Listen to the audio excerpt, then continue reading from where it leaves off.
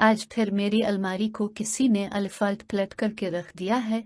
सुबह अलिफाटती ही हानिया की नज़र अपनी अलमारी में पड़ी तो आंखें मिलते हुए उम्मी को पुकारने लगी, उम्मी उम्मी जल्दी से आए। हानिया बेटी क्या हुआ, क्यों चीख रही हो? अम्मी जान, मेरी अलमारी का हाल देखी क्या हुआ है, इसमें इतना चीखने की क्या बात है, नाश्ता करके ठीक कर लेना। लेकिन उम्मी ये कौन करता है, मेरी चॉकलेट और चिप्स भी गायब है जो मैंने छुपा कर रखी थी। हानिया बेटी, मुमकिन है सोने से पहले नींद की हालत में तुमने कुछ निकालने के लिए ऐसा किया हो, फिर तुम्हें सुबह अलिफाटने के बाद कुछ याद न रहा हो। अम्मी मुझे तो लगता है सफ़ीर ने किया है। हानिया, सफ़ीर तुम्हारा छोटा भाई है, इसके पास उन फजूल शरारतों के लिए वक्त ही कहाँ है। स्कूल, मदरसा, ट्यूशन और क्रिकेट एकेडमी रात के 10 बजे तो घर पहुंचता है, तो फिर जरूर मेरे कमरे में कोई भूत आ गया है। हानिया की बातों पर उम्मी मुस्करा कर बावर्ची खाने में चली गई। नाश्ते के बाद हानिया ने अलमारी की तमाम चीज़ें सलीके से रख दे। इसके बाद तो अक्सर हानिया की अलमारी का यही हाल होने लगा। अब तो उम्मी जान भी कुछ परेशान सी हो गई।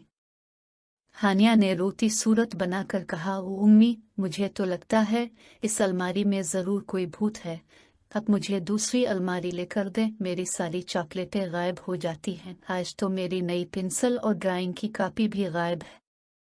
हानिया की उम्मी ने कुछ सोचकर इस भूत को पकड़ने की ठान ली थी।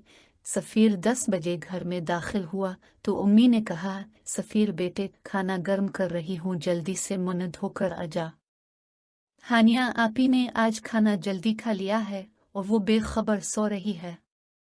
सफ़ीर अच्छा कहते हुए अपने कमरे में गया। खाने के थोड़ी देर बाद वो चुपके से हानिया के कमरे में दाखिल हुआ। हानिया गहरी नींद सो रही थी। सफ़ीर मुस्कुराते हुए सोती हुई हानिया को देखकर अलमारी की तरफ बढ़ा और आहिस्ता से अलमारी खोली, कपड़ों को अलिफाट पलट करके कुछ तलाश करने लगा।